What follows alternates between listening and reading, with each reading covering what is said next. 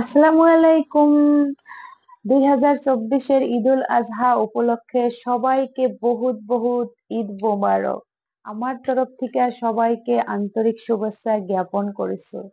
সকল মুসলমান জাতিরে আজকে কুরবানি দিব। কুরবানি হলো আল্লাহকে সন্তুষ্ট করা, আল্লাহকে ভালোবাসা, আল্লাহর কাছে নিজেকে আত্মসমর্পণ করা, আল্লাহর কাছাকাছি যাওয়া। আপনি যে আজকে কুরবানি দিবেন এটার মাংস বা রক্ত কিন্তু আল্লাহর কাছে কখনোই পৌঁছাবে না।